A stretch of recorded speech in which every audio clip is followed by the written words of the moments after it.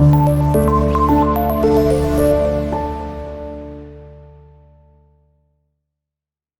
अस्सलाम वालेकुम। आज का हमारा topic osmotic adjustments in plants, और आज के टॉपिक में हमने प्लांट्स की बात करनी है with respect to osmo regulation.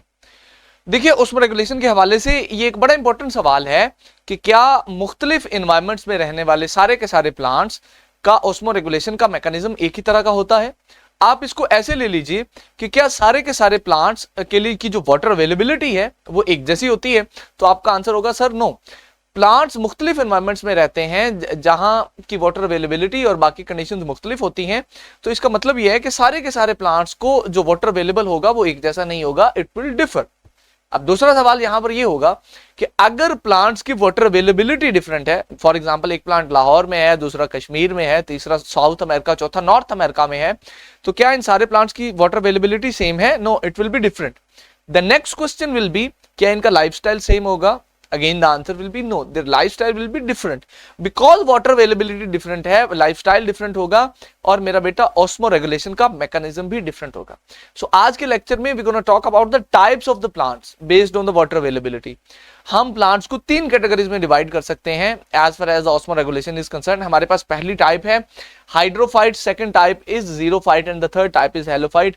इन तीनों टाइप्स ऑफ द प्लांट्स की हमने इन डिटेल बात करनी है कि इनका लाइफस्टाइल क्या होता है और इन्होंने वाटर अवेलेबिलिटी के हवाले से क्या क्या अडॉप्टेशंस की हुई हैं।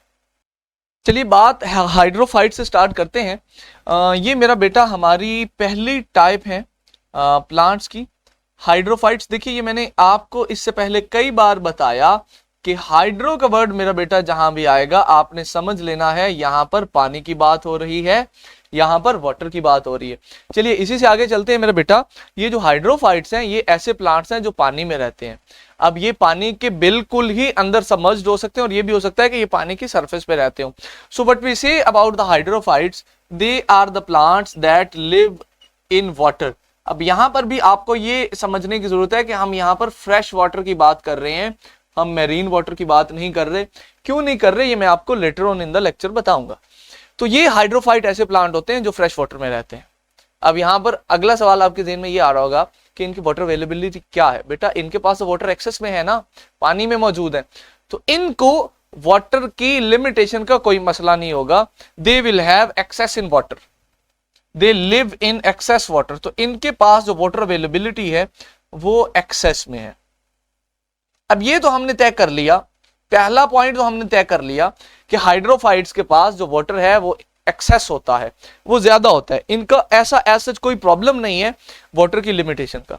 यहां से हमने दूसरे सवाल को एड्रेस करना है बेटा कि इनका जो लाइफ स्टाइल है वो किस तरह का होता है। तो आइए इनके कुछ अडॉप्टेशंस पढ़ते हैं।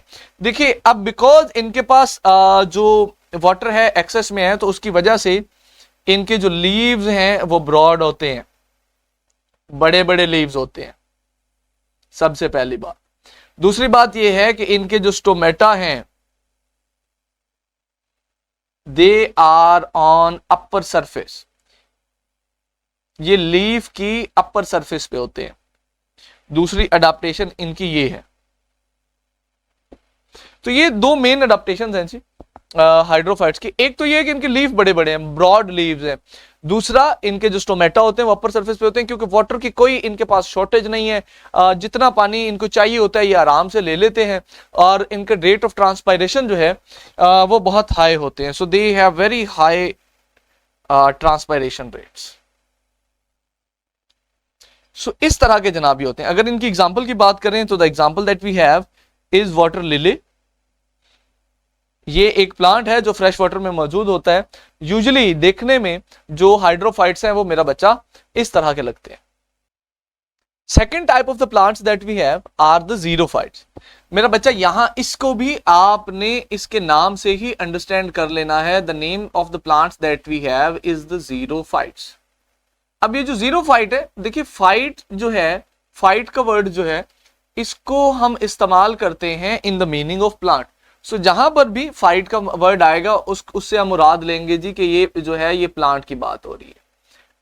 अब जो मेन वर्ड यहां पे रह गया वो है जीरो। जीरो का वर्ड जो है मेरा बेटा वो आया है जीरिक से, और जीरिक का मतलब होता है ड्राई। सो ये जीरोफाइट जो हैं ये बेसिकली ऐसे प्लांट्स हैं that live in dry conditions. अब ड्राई कंडीशन से अंदाजा लगा लीजिए कि पानी ड्राई कंडीशंस में कम होता है, ज्यादा होता है, डेफिनेटली कम होता है। सो ये जो जीरोफाइट्स है ना, ये ऐसी जगहों पे रहते हैं बेटा जहां वाटर अवेलेबिलिटी कम होती है, जहां ड्राई एनवायरमेंट होते हैं, जैसे कि डेजर्ट्स। तो ये जीरोफाइट्स ऐसे प्लांट्स हैं जो डेजर्ट्स वगैरह में ड्राई कंडीशंस में ज्यादातर रहते हैं। अब जरा इनकी वाटर अवेलेबिलिटी को अंडरस्टैंड करने की कोशिश करते हैं मेरा बेटा। They face shortage of water. ये ऐसी जगहों पे रहते हैं जो ड्राई हैं, तो उसकी वजह से they face shortage of water. अब ये तो हो गया इनका वाटर अवेलेबिलिटी का सिनेरियो। इससे आगे अब हमने ये समझना है कि अब क्योंकि इनके पास पानी कम है, तो इनका लाइफस्टाइल कैसा होता है, ये क्या करते हैं अपनी इस पानी की कमी को ओवरकम करने के लिए। देखिए इनके पास तो पानी ज्यादा था ना, तो इन्होंने इनका मसला पानी की कमी नहीं था, हाइड्रोफाइट्स का मसला था पानी का ज्यादा होना। तो ये क्या करते थे, इनके पास स्टोमेटा ज्यादा है, अपर सरफेस पे है, ब्रॉड लीव है, ट्रांसपिरेशन करते रहते हैं, एक्सेस वाटर रिलीज होता रहता है। जीरोफाइट जो है इनका मसला है पानी की कमी। तो समझिए जरा ये क्या करते हैं। सबसे पहले तो इनमें होती है thick vaccine cuticle on the leaf. इन्होंने अपने लीफ के ऊपर एक वैक्सी क्यूटिकल जो है ना वो बनाई होती है। ये क्यूटिकल ट्रांसपिरेशन को रोकती है। सबसे पहला काम तो यही करते हैं ये वाला। दूसरी बात, in they have very less number of stomata. इनके स्टोमेटा जो है वो बहुत कम होते हैं, पहली बात। And present on lower surface. और दूसरी बात यह है कि ये लोअर सरफेस पे, नीचे वाले हिस्से पे प्रेजेंट होते हैं लीफ के। देखिए फर्ज कीजिए अगर ये लीफ है तो ये अपर सरफेस होगी, ये लोअर सरफेस होगी। अगर स्टोमेटा अपर सरफेस पे होंगे तो ट्रांसपिरेशन ज्यादा होगी, अगर लोअर सरफेस पे होंगे तो ट्रांसपिरेशन कम होगी। अगली बात, इनके पास स्टोमेटा कम है, क्यूटिकल इनके पास है, स्टोमेटा है। एक और काम ये करते हैं, बिकॉज इनके पास पानी कम है और बारिश कभी कभार होती है ड्राई एनवायरनमेंट में, तो they have very deep roots. Again purpose समझिए, टू ग्रैब द वाटर।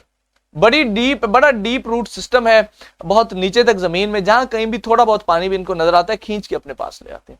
तीसरी अडॉप्टेशन ये हो गई इनकी कि they have very deep root system. Let's talk about the number 4 as well. देखिए एक और बड़ी इंटरेस्टिंग चीज है इनमें, इनकी जो रूट्स, इनकी जो स्टेम्स है ना, स्टेम्स, जीरोफाइट्स की जो स्टेम्स है, उन स्टेम्स के अंदर कुछ सेल्स होते हैं जिनको कहते हैं पेरेनकाइमा सेल्स। ये पेरेनकाइमा सेल्स क्या करते हैं, जब कभी बारिश होती है या कुछ इस किस्म का माहौल होता है और पानी थोड़ा सा एक्स्ट्रा आ जाता है, तो ये उस पानी को अपने अंदर स्टोर कर लेते हैं। These parenchyma cells actually store water. ये पानी को कर लेंगे अपने अंदर स्टोर। अच्छा, अब जब ये पेरेनकाइमा सेल पानी को अपने अंदर स्टोर कर लेते हैं, तो ये जो स्टेम्स होती हैं जीरोफाइट्स की, ये फ्लैशी बन जाती हैं। फ्लैशी का वर्ड हम ऐसी चीज के लिए यूज करते हैं इन द प्लांट स्टडीज जो थोड़ी सी रस भरी है, जिसके अंदर जूस मौजूद है। आप फ्लैशी को जूसी कर लीजिए, जूसी की फॉर्म में समझ लीजिए। तो ये जो फ्लैशी स्टेम्स हैं इनको हम एक फिर नाम देते हैं, हम कहते हैं जी these are basically the succulent organs. अगर हम इनकी एग्जाम्पल की बात करें तो हमारे पास एक प्लांट है जिसको हम कहते हैं कैक्टी या कैक्टस। दिस कैक्टी या cactus is an example of the xerophytes. ये कैक्टी सहरा में होता है और अक्सर कुछ इस किस्म का नजर आता है। आपने अक्सर मूवीज में या मुख्तलिफ डॉक्यूमेंट्रीज में कैक्टी को देखा होगा। Last but not the least, हमारे पास जो तीसरी टाइप है प्लांट्स की, वो है मेरा बेटा हेलोफाइट्स। आइए जरा इनके बारे में भी बात करते हैं। तीसरी टाइप हमारे पास हेलोफाइट्स। इनको भी हम इनके नाम से ही अंडरस्टैंड करने की कोशिश करेंगे, और इनके नाम में जो पहला वर्ड है वो है जनाब हेलो का। देखिए हेलो का वर्ड जहां पर भी आएगा आपने वहां से साल्ट मुराद लेनी है, साल्टी इन्वायरमेंट मुराद लेनी है। तो हेलोफाइट्स ऐसे प्लांट हैं जो साल्टी इन्वायरमेंट में रहते हैं। अब आप सोच रहे होंगे कि सर साल्टी इन्वायरमेंट कौन सा होता है।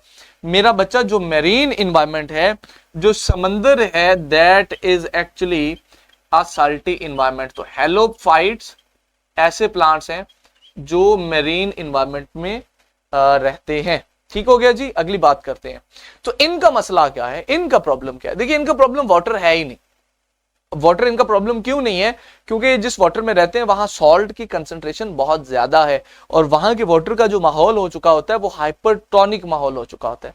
तो इनका प्रॉब्लम ये है that they live in hypertonic environment, ये हाइपरटोनिक इन्वायरमेंट में रहते हैं। अब इस हाइपरटोनिक इन्वायरमेंट में रहने का नुकसान इनको बेटा ये है कि हाइपरटोनिक इन्वायरमेंट में मौजूद है सॉल्ट, ठीक हो गया, और ये जो सॉल्ट है, this salt moves into their cells. बाहर सॉल्ट बहुत ज्यादा है, अंदर सॉल्ट बहुत कम है।